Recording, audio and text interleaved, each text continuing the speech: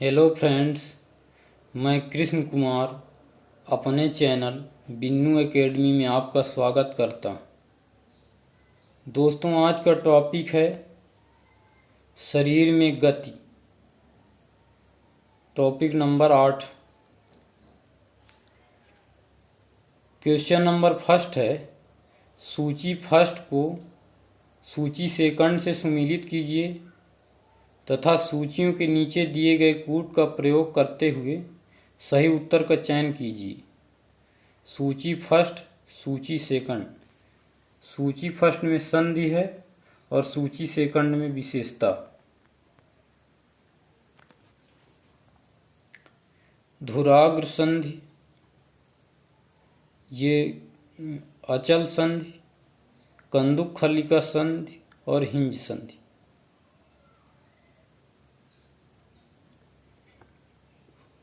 सभी दिशाओं में गति प्रदान करने वाली संधि।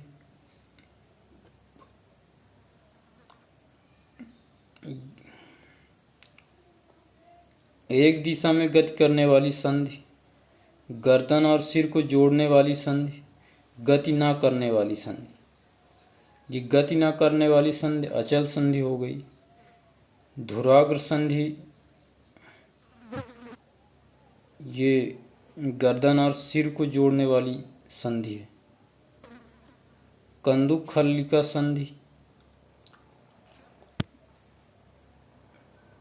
और ये हिंज संधि। इसका आंसर देख लेते हैं दोस्तों।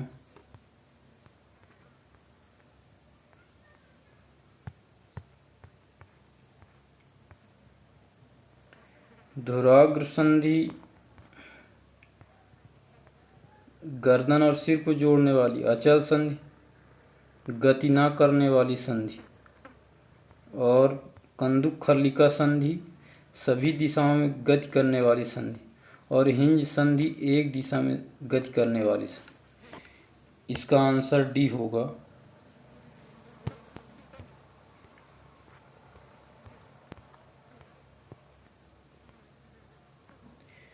इसका एक्सप्लेनेशन देख लेते हैं। अस्थि एवं उपास्थि मानव कंकाल बनाते हैं। कंकाल शरीर को आकृति देता है। ये चलने में सहायक है और आंतरिक अंगों की सुरक्षा करता है। मानव कंकाल खोपड़ी, मेरुदंड, पसलियों, वक्ष की अस्थि, कंधे एवं श्रोणि मेखला तथा हाथ पांव की अस्थियों से बनता है।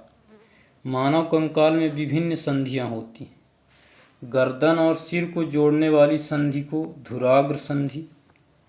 धुराग्र संधि में बेलनाकार अस्थि एक छल्ले में घूमती है। अस्थियों के बीच की कुछ संधियां ऐसी भी हैं जो गति नहीं कर सकती। ये अचल संधि कहलाती हैं। ऊपरी जबड़े एवं कपाल के मध्य अचल संधि है। कंदुक खल्लिका संधि बाल एंड सॉकेट जॉइंट, कंधे और कूल्हे की संधियां होती हैं। ये सभी दिशाओं में गति करती हैं। हिंज संधि कोहनी और घुटने की संधियों में होती है। ये एक ही दिशा में गति प्रदान करती हैं। कंकाल के कुछ अतिरिक्त अंग भी हैं जो हड्डियों जितने कठोर नहीं हैं, जिन्हें मोड़ा जा सकता है। उन्हें उपास्थि कहते हैं। उदाहरण कान की अस्थि। शरीर की संधियों में भी उपास्थि पाई जाती है।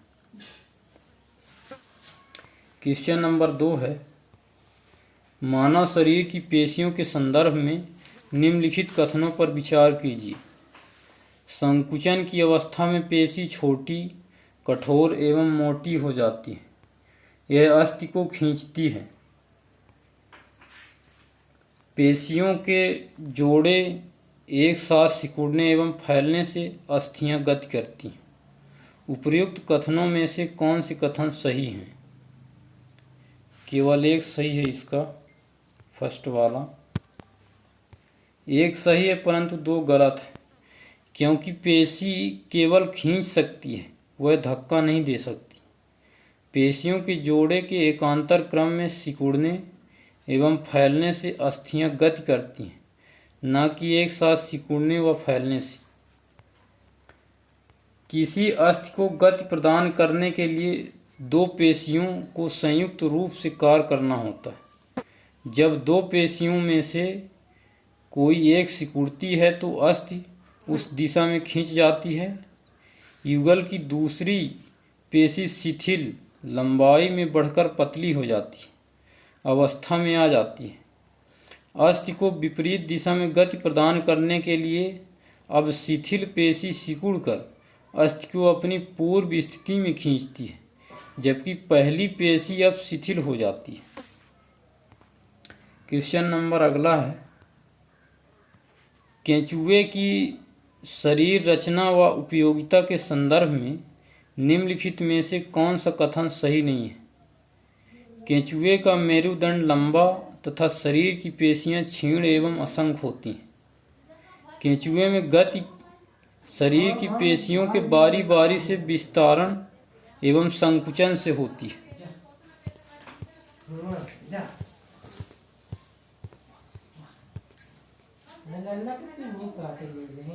शरीर की अधः सतह पर सूख बाल जैसी आकृति केंचुए को भूमि पर पकड़ बनाने में सहायक है। केंचुए मिट्टी को उपजाऊ बनाने में सहायक होते हैं।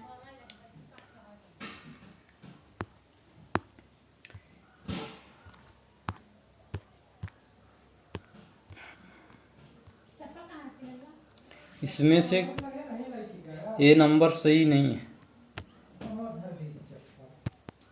बाकी सभी सही हैं। चप्पल कहाँ डाल ना? केंचुए के शरीर में अस्थियां नहीं होती, परंतु इनमें पेशियां होती हैं। ये पेशियां इसके शरीर को घटने और बढ़ने में सहायता करती हैं। पेशियों के संकुचन और विस्तारण की प्रक्रिया से ही केंचुआ गति करता है। केंचुए के शरीर में छोटे छोटे अनेक सूख मिट्टी में उसकी पकड़ को मजबूत बनाते हैं। इसके शरीर में कुछ चिकने पदार्थ होते हैं, ये भी इसके चलने में सहायक होते हैं। केंचुए अपने रास्ते में आने वाली मिट्टी को खाते हैं। उनका शरीर अनपचे पदार्थ को बाहर निकालता है।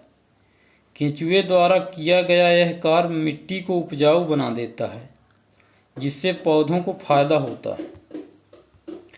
केंचुए के श्वसन के संदर्भ में निम्नलिखित में से कौन सा कथन सही है। केंचुए नासिका ग्रंथियों के द्वारा श्वसन करते हैं। केंचुए त्वचा द्वारा श्वसन करते हैं। केंचुए मुख द्वारा श्वसन करते हैं। उपरोक्त में से कोई नहीं। केंचुए त्वचा द्वारा श्वसन करते हैं।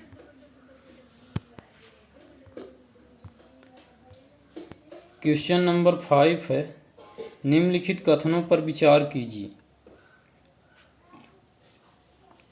घोंघे का कवच इसका बाह्य कंकाल कहलाता है, परंतु यह अस्थियों का नहीं बना होता। घोंघे के पेशीपाद चलने में उसकी सहायता करते हैं। यह कवच घोंघे के वजन को संतुलित करता है। इससे भी उसे चलने में सहायता मिलती है। उपरोक्त कथनों में से कौन से सही है। घोंघे का कवच इसका बाह्य कंकाल कहलाता है, परंतु यह अस्थियों को नहीं बना होता।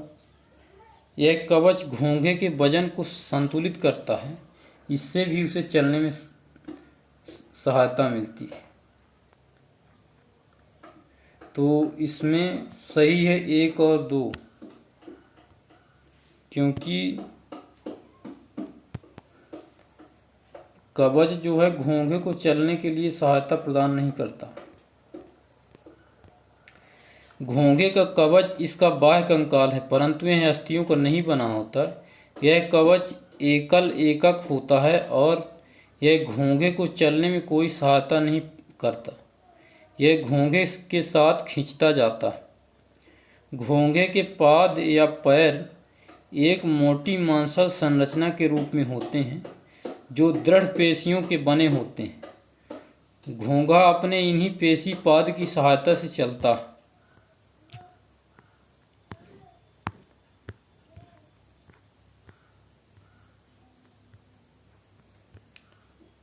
क्वेश्चन नंबर 6 है, सूची फर्स्ट को सूची सेकंड से सुमेलित कीजिए तथा नीचे दिए गए कूट की सहायता से सही उत्तर चुनिए।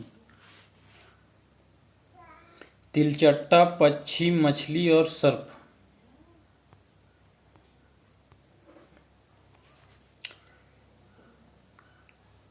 तिलचट्टा, इसका शरीर अनेक वलय में मुड़ा होता है। पक्षी,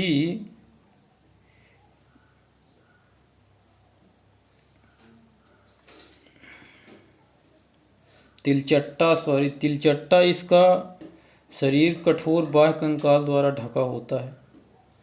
पक्षी, इसकी अस्थियों में वायु प्रकोष्ठ होते हैं। मछली, इसका शरीर धारा रेखी होता है।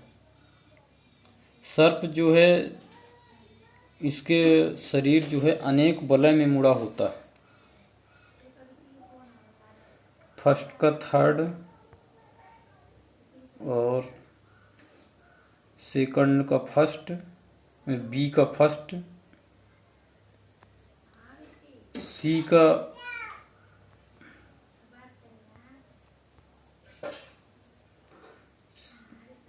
का सेकंड और डी का फोर्थ। ऑप्शन नंबर 1 ए।